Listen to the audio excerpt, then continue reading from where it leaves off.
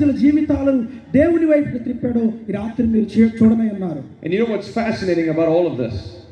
ఇప్పుడు చెప్పిన దానంతట్లో ఆశ్చర్యకరమైన విషయం, సంతోషకరమైన విషయం ఏంటంటే was that in 1998, 1999, 1998-99 సంవత్సరాలలో from 1995 through 2000, 1995 నుంచి 2000 సంవత్సరం వరకు కూడా my dad had a heart that was burdened and burned for souls.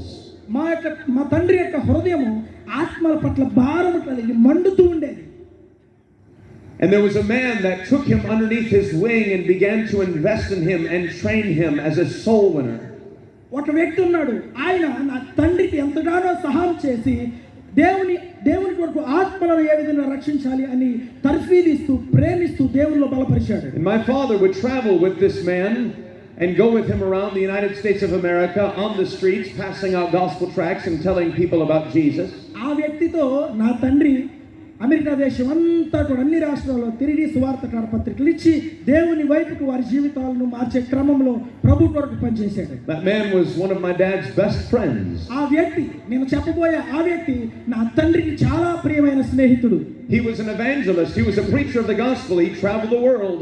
ఆయన ఒక సువార్తికుడు, ఆయన దేవుని వాక్యాన్ని బోధించేవాడు, ఆయన ప్రపంచమంతటా తిరిగాడు. And this man's name was Preston Bennell. ఆ వ్యక్తి పేరు ఏంటయ్యా అంటే Preston బెనెల్. Amen. I know. The exact same man that this